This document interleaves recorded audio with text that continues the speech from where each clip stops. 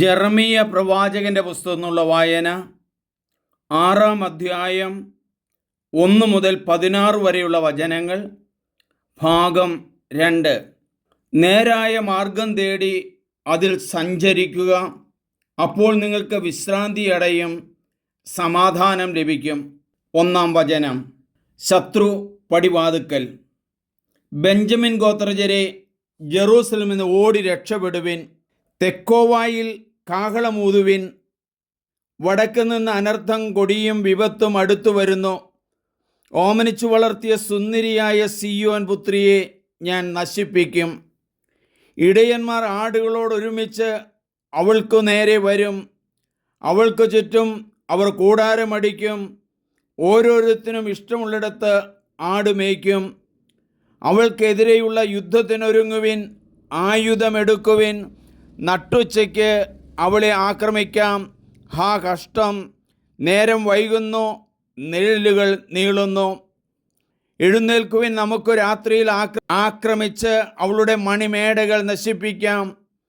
സൈന്യങ്ങളുടെ കർത്താവ് അരുളിച്ചെയ്യുന്നു, ജെറൂസലേമിലെ മരങ്ങൾ മുറിക്കുവിൻ, അവൾക്കെതിരെ ഉപരോധം ഉയർത്തുവിൻ. ഈ നഗരത്തെയാണ് ശിക്ഷിക്കേണ്ടത്, അതിനുള്ളിൽ മർദ്ദനം മാത്രമേയുള്ളൂ. കിണറ്റിൽ പുതുവെള്ളം നിറയുന്നത് പോലെ ജെറൂസലേമിൽ പുതിയ അകൃത്യങ്ങൾ നിറയുന്നു. അക്രമത്തിൻ്റെ നശീകരണത്തിൻ്റെ സ്വരമേ അവളിൽ നിന്ന് ഉയരുന്നുള്ളൂ. രോഗവും മുറിവും മാത്രമേ ഞാൻ കാണുന്നുള്ളൂ. ജെറൂസലേം, നീ എൻ്റെ താക്കീത് കേൾക്കുക, അല്ലെങ്കിൽ ഞാൻ നിന്നെ വിട്ടകലും, നിന്നെ വിജനമായ മരുഭൂമിയിലാക്കും. സൈന്യങ്ങളുടെ കർത്താവ് അരുളിച്ചെയ്യുന്നു, മുന്തിരിയുടെ കാല പെറുക്കുന്നത് പോലെ ഇസ്രായേൽ അവശേഷിച്ചവരെ തേടിപ്പിടിക്കും. മുന്തിരിപ്പഴം ശേഖരിക്കുന്നവനെ പോലെ അതിൻ്റെ ശാഖകളിൽ വീണ്ടും വീണ്ടും തിരയുക. എൻ്റെ താക്കീത് കേൾക്കാൻ ആരാണുള്ളത്? ചെവി അടഞ്ഞിരിക്കുന്നത് കൊണ്ട് അവർക്ക് കേൾക്കാൻ കഴിയുകയില്ല. കർത്താവിൻ്റെ വാക്ക് അവർക്ക് നിന്ദാവിഷയമായിരിക്കുന്നു, അതിനാൽ അവർക്ക് തെല്ലും താല്പര്യമില്ല. തന്നിമിത്തം കർത്താവിൻ്റെ കോപം എന്നിൽ നിറഞ്ഞു കവിയുന്നു. അത് ഒതുക്കി നിർത്താൻ ശ്രമിച്ച് ഞാൻ തളരുന്നു. കർത്താവ് അരുളിച്ചെയ്യുന്നു, തെരുവിലെ കുട്ടികളുടെയും യുവാക്കളുടെയും കൂട്ടങ്ങളുടെയും മേൽ അത് ചൊരിയും.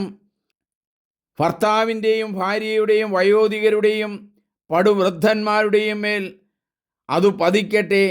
അവരുടെ വീടുകളും ഫലങ്ങളും ഭാര്യമാരടക്കം മറ്റുള്ളവർക്ക് നൽകപ്പെടും. ഈ ദേശത്ത് വസിക്കുന്നവർക്കെതിരെ ഞാൻ കരമുയർത്തും. നിസ്സാരന്മാർ മുതൽ മഹാന്മാർ വരെ എല്ലാവരും അന്യായ ലാഭത്തിൽ ആർത്തി പൂണ്ടിരിക്കുകയാണ്. പ്രവാചകനും പുരോഹിതനും ഒന്നുപോലെ കപടമായി പെരുമാറുന്നു. അവർ അശ്രദ്ധമായിട്ടാണ് എൻ്റെ ജനത്തിൻ്റെ മുറിവുകൾ വെച്ച് കെട്ടുന്നത്. സമാധാനമില്ലാതിരിക്കെ സമാധാനം സമാധാനമെന്ന് അവർ പറയുന്നു. ഹീനകൃത്യങ്ങൾ പ്രവർത്തിച്ചപ്പോൾ അവർക്ക് ലജ്ജ തോന്നിയോ? ഇല്ല, തെല്ലും തോന്നിയില്ല. ലജ്ജിക്കാൻ അവർക്ക് അറിഞ്ഞുകൂടാ. അതുകൊണ്ട് മറ്റുള്ളവരെ പോലെ അവരും വീണുപോകും.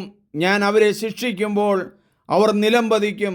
കർത്താവ് അരുളിച്ചെയ്യുന്നു, വഴിക്കവലകളിൽ നിന്ന് ശ്രദ്ധിച്ചു നോക്കുക, പഴയ പാതകൾ അന്വേഷിക്കുക, നേരായ മാർഗം തേടി അതിൽ സഞ്ചരിക്കുക, അപ്പോൾ നിങ്ങൾ വിശ്രാന്തി അടയും.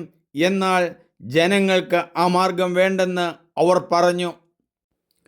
നമുക്ക് പ്രാർത്ഥിക്കാം. ദൈവമേ, ജെറമിയ പ്രവാചകനുടെ അരുളി ചെയ്യുകയാണല്ലോ, കിണറ്റിൽ പുതുവെള്ളം നിറയുന്നത് പോലെ ജെറൂസലേമിൽ പുതിയ അകൃത്യങ്ങൾ നിറയുന്നു. അക്രമത്തിൻ്റെയും നശീകരണത്തിൻ്റെയും സ്വരമേ അവളിൽ നിന്ന് ഉയരുന്നുള്ളൂ. രോഗവും മുറിവും മാത്രമേ ഞാൻ കാണുന്നുള്ളൂ. ഇസ്രായേൽ ജനത അടിമത്തത്തിലേക്ക് പോകുന്നതിന് മുമ്പ് ജെറമിയ പ്രവാചകൻ അരുളി ചെയ്യുന്ന വചനങ്ങളാണല്ലോ ഇത്.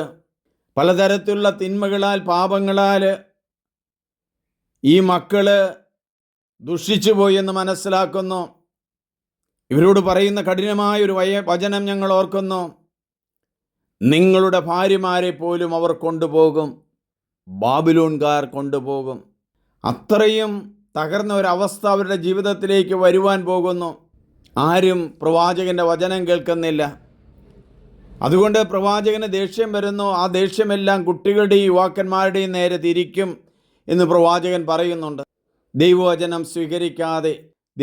സ്വീകരിക്കാതെ പിന്തിരിഞ്ഞു പോകുന്ന മക്കൾ കർത്താവിൻ്റെ സന്നിധിയിലേക്ക് തിരിഞ്ഞു വരുവാനും ചെയ്ത പാപങ്ങൾക്ക് പ്രായശ്ചിത്തമനുഷ്ഠിക്കാനും പരിഹാരം ചെയ്യാനുമുള്ള കൃപ തരണമേ.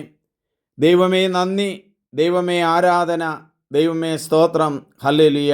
ഏറ്റവും പ്രിയമുള്ളവരെ, നിങ്ങളെല്ലാവരും ഇത് സബ്സ്ക്രൈബ് ചെയ്യണം, ഷെയർ ചെയ്യണം. ദൈവത്തിൻ്റെ വചനം വളർത്താം, ദൈവവചനത്തിലാകാം. എൻ്റെ പേര് Sunny Pulpparambil. Thank you Jesus. Praise you Jesus. We adore you. We glorify you Jesus.